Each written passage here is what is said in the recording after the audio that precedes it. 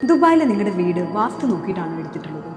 വാസ്തുവിനെ കുറിച്ചൊരു detailed intro video ഞാൻ എൻ്റെ പ്രൊഫൈലിൽ പോസ്റ്റ് ചെയ്തിട്ടുണ്ട്.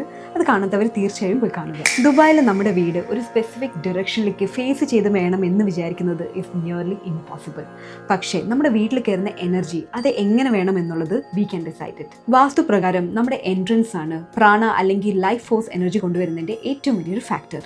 സോ നമ്മുടെ എൻട്രൻസ് ഭയങ്കര ഡാർക്ക് തീംഡ് അല്ലെങ്കിൽ ക്രാംഡ് അപ്പ് വളരെ ക്ലട്ടേർഡ് ആയിട്ട് ഇരുന്ന് കഴിഞ്ഞാൽ വരുന്ന എനർജി അവിടെ തന്നെ ബ്ലോക്ക് ആയി പോകും. ഇപ്പോഴത്തെ നമ്മുടെ മോഡേൺ അപ്പാർട്ട്മെൻറ്റ്സിൻ്റെ ഒരു മേജർ ഫ്ലോ എൻട്രൻസ് തുറന്നു കഴിഞ്ഞാൽ ഐദർ നമ്മളൊരു ക്ലോസ്ഡ് വാളിലേക്കായിരിക്കും കയറുന്നത് അല്ലെങ്കിൽ ഒരു നാരോ പാസേജ്. ഇത് നമുക്ക് ഇൻസ്റ്റൻ്റ്ലി ഫിക്സ് ചെയ്യാം.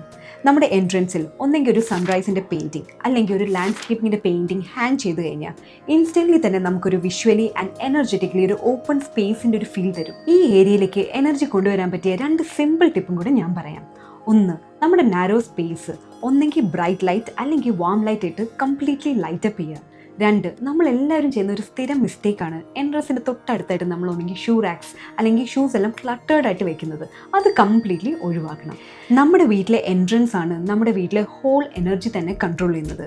സോ നിങ്ങളുടെ വീട്ടിലെ എൻട്രൻസിൽ കയറുമ്പോൾ എന്താണ് കാണുന്നതെന്ന് താഴെ കമൻറ്റ് ചെയ്യുക. സോ പാർട്ട് 3 ഞാൻ പറയാൻ പോകുന്നത് നമ്മുടെ കിച്ചണിലെ എനർജി എങ്ങനെ അലൈൻ ചെയ്യാം എന്നാണ്.